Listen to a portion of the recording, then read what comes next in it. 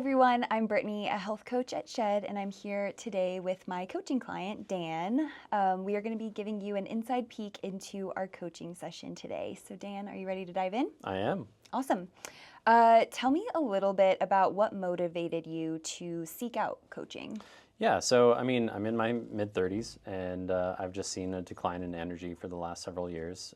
And so, for example, when I get home from work, I've been there all day, and usually I would want to go mountain biking or go rock climbing, fix a good meal, and I just don't feel like doing any of that right now. All of the normal activities that I like to go do, even just taking a walk around some of the blocks, it just feels like I don't have any of the energy to do that. And so I'd read a little bit about NAD and noticed that Shed offers that, and that there's also the health coaching program, which could help me make other changes and not just have medication, but also maybe some other lifestyle changes. I love what you said as a health coach, because although there are medications and supplements that we can take to really optimize certain things like NAD levels, there are other things lifestyle-wise that we can also do to help kind of boost those NAD levels, or if you're struggling with other things, it really does the same exact thing. So I want to dive into lifestyle changes today to kind of see what you're already doing really well. And just from what you shared with me in that first bit,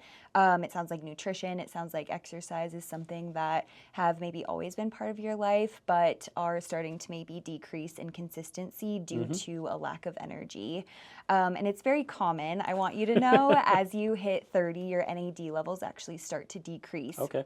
So I love that you're looking into what can I be doing to boost NAD levels for other reasons apart from just energy, but then also, of course, energy, because we all need energy to do the things we love and do our jobs and all the good stuff. So you mentioned a little bit about nutrition, and it sounds like that is an area that you do enjoy focusing on, but with the decreased energy, it's been a little bit tough. Tell me, what is kind of like the day-to-day in terms of your nutrition intake? Yeah, I do a lot of intermittent fasting. I've been doing that for close to a decade now, actually. Oh, wow. And I do a lot of meal prep as well. So on the weekends, I'll make a couple huge, really nutritious meals like chicken Parmesan pasta or garlic butter chicken Alfredo. And I'll just freeze all of those so that they're available for me to just reheat during the week. I also make sure that I have vegetables and things that pair with each of those meals. But as you mentioned, like some of that is slipping now. I just don't feel like heating something up after I get home, which is, super easy. It's much easier to go to Taco Bell or to go, out and pick up a fast food meal. Yeah. And so that's where I've been noticing some of the effect. Okay. Yeah, and I think that if we fixed the NAD levels with some of these lifestyle changes, then it would almost in itself play out that you're getting back into nutrition or you're getting back into exercise. So it sounds like nutrition, for the most part, you do focus on like whole foods, home cooking, those sorts of things, which I think is great. And maybe we can dive in a little bit further into some changes you can make there. But I think for the most part, your nutritional stuff looks good. Let's talk about movement. Tell me what you do for movement, exercise. What does that look like? Yeah, so I love all activities in the outdoors. I love going for a walk in the morning and just enjoying the cool air in the morning. Usually try and get in a mile or two on those walks. Nice. I love mountain biking, try and get out during the summer and go mountain biking several times a week. During the winter, I'm usually up on the slopes skiing after work.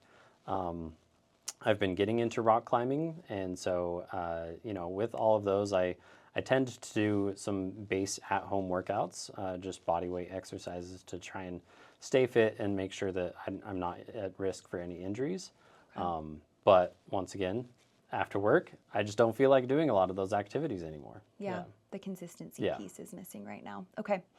Let's go into sleep. What does your sleep look like? How many hours a night are you getting? Do you sleep well? Tell me a little bit about that. I would say I sleep fairly well. I'm usually between 5 and 7 hours of sleep a night. I struggle to fall asleep sometimes, and so I'll stay up until 11, 12, maybe 1 a.m. and then my body always wakes me up right at 6 or 7 o'clock in the morning.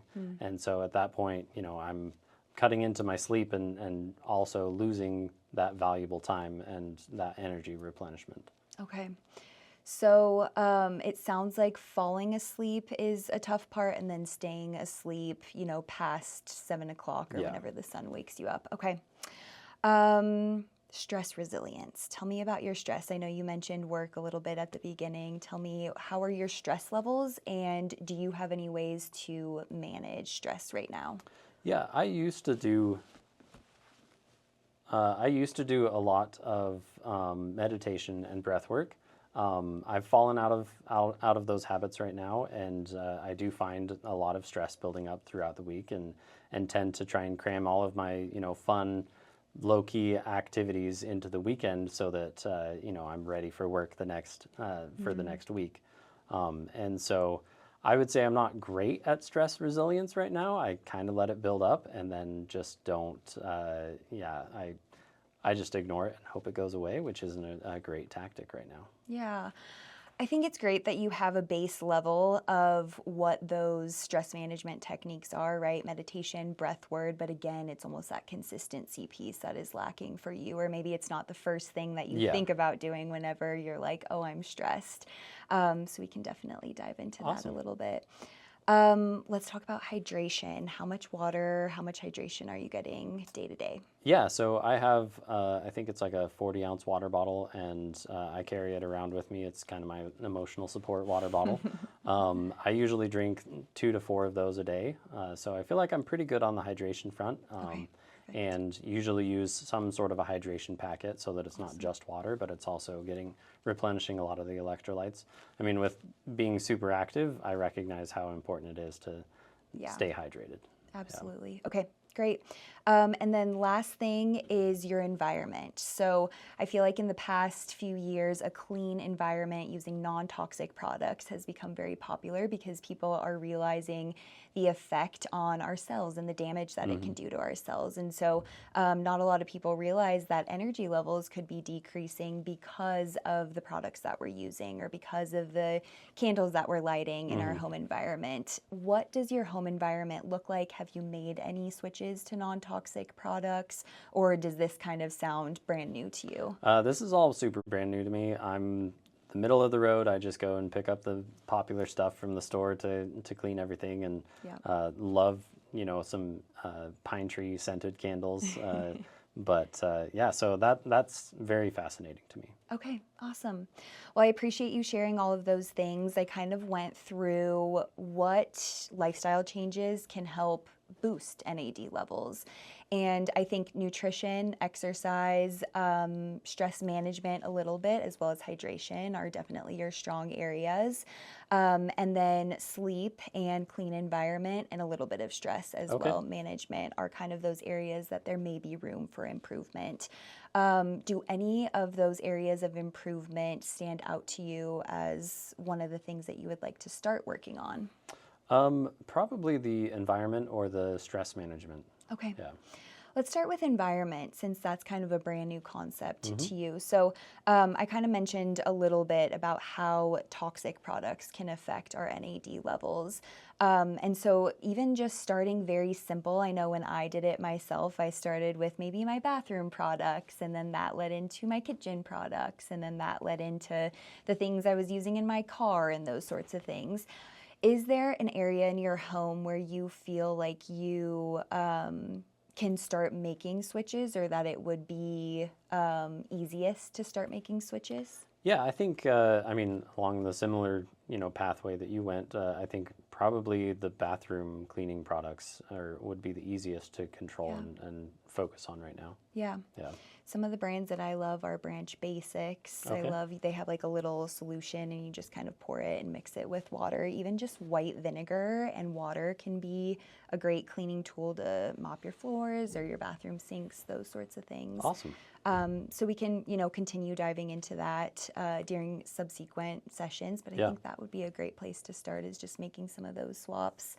You said stress resilience was that other thing that you would Yeah. like to start talking about. So meditation and breath work, what did you like about those things? What did you not like about those things?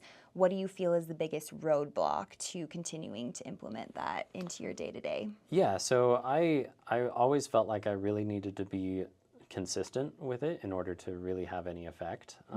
And I was always really stressed about being consistent with meditation and breath work. And I think that counteracted some of the benefits. Sure. I also just I feel like I need to set aside a lot of time in order to do those, and there's not really easy, quick meditations or like quick methods of being able to let go of stress or all of that stuff.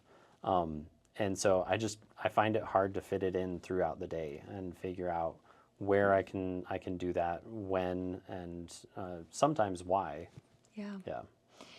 It can be stressful. The thing that you're trying to do to decrease stress can be Yeah. stressful. And so I'm curious, like you mentioned some things that really lit you up as you were speaking, like mountain biking, for example. I think sometimes we think that stress management has to be the meditations of the world and the breath works of the world. And maybe that is somewhere in your future if that feels aligned with you, right? But what are things that you notice are not stressful that help decrease your stress levels that maybe might feel exciting to start implementing into your life? Oh yeah, absolutely mountain biking. I joke that it's my one true love in life is mountain biking. It's just when I feel really alive is going down all the trails. So I think that's one way, and then getting out on lakes and paddleboarding. Yeah.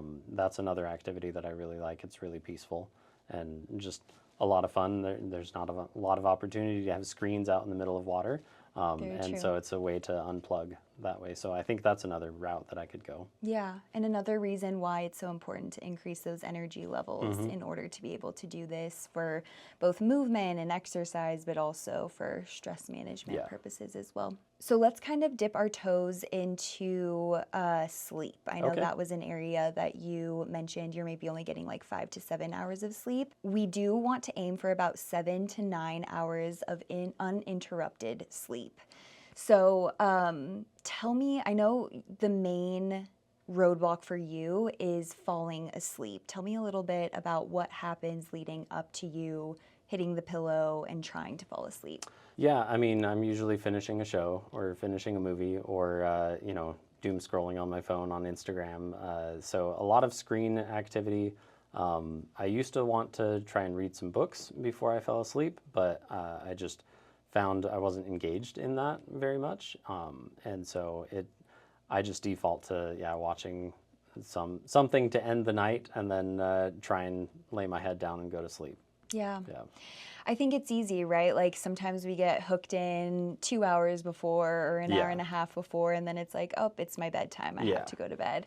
And so, what, if any, changes are you open to making, do you think would be effective in helping you get to sleep faster so that you can boost those energy levels and get maybe closer to that 7, let's say even 8 hours of sleep per night? Yeah, I mean, I'd love to try and get to bed a little earlier, and I would love to cut out that screen time at night.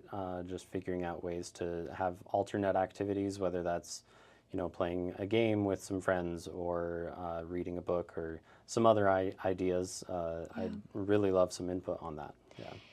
Yeah, I think, like you said, with stress, sometimes we feel like it has to be that all or nothing, right? Like either I have to do this 20-minute meditation or it's nothing at all. And sometimes even just thinking about it in a way of 30 minutes leading up to bedtime, I just need to put screens away and maybe I can, pack my lunch for the next day, or maybe I can read a few pages of a book and then, go to bed after that. So you can be on your phone, you can watch your shows, right? And maybe setting that alarm 30 minutes before having Got to it. go to Yeah. bed with that intention coming back to your why of like, I want to boost my energy levels. I want to be able to go out on the lake and paddleboard and have the energy to mountain bike and Yeah. those sorts of things. Everything is so interconnected. So even just saying and thinking about it as, okay, 30 minutes before I go to bed could be an option. But we can definitely explore different ideas. And sometimes it is a exploration phase at the beginning where it's testing things out and coming back and saying, hey, this went well, this didn't go well, and how can we try out different things to figure out what works for you. That makes sense.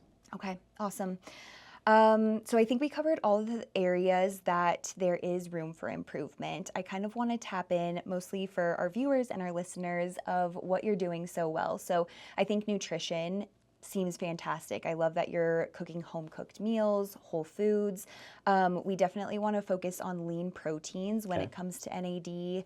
Also things like deep-colored vegetables, fruits, so things like kale, spinach, cherries, cabbage, beets, throwing that into a smoothie or, your meals that sound delicious, your Alfredos and those sorts of things. Just kind of adding those into there will help with antioxidants and those sorts of things.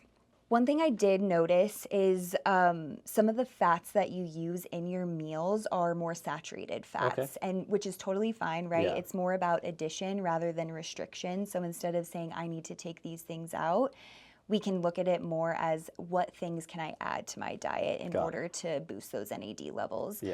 So healthier fats like omega-3s found in fatty fish, or even plant-based versions like walnuts, flax seeds, chia seeds, sardines, the canned sardines. Those are quick and easy to put on crackers or, make a little salad out of.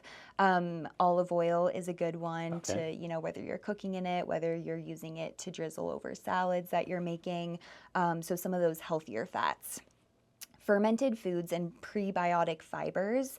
So fermented foods are going to be your kimchis, your sauerkrauts, even like kefir, like yogurt, are great for boosting that probiotic gut bacteria in your gut. And then prebiotic fibers, so things like whole grains, oatmeals, those sorts of things, bananas even, to kind of boost the healthy gut bacteria within your system will help to boost those NAD levels.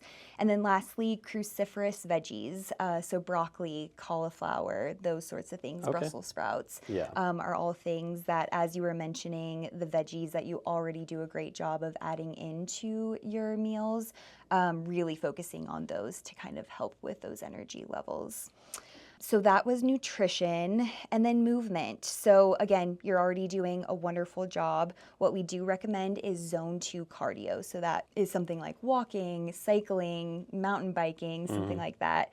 And we do recommend 150 minutes per week of that zone 2 cardio. And then as far as strength training, right, we always have to balance out with strength training as well to make sure that our metabolism is healthy. And so we do recommend 2 to 3 times per week of strength or resistance training. Got it. And then gentle movement as well, which I love to kind of recommend for both movement, but as well as stress management. So maybe for some people, it's not sitting there and meditating, it's doing yoga and doing some sort of mindful movement while kind of getting present with yourself and getting back into your body after a long day, that most of us have at work. So one thing that I do like to mention with movement, I think, again, back to that all or nothing mindset, it's easy to say, I need to start exercising and I need to go all in. NAD levels do decrease if we're overtraining or if we're overexerting. Our body needs that space to be able to recover and relax and decrease cortisol instead of keep those cortisol levels high. So for viewers listening as well, overtraining, we have to be really careful with that as well. So it's just finding that really nice balance. Yeah. And then hydration, it sounds like you're getting anywhere from maybe 120 plus ounces of water per day, which is awesome. We do recommend to drink half of your body weight in ounces of water daily.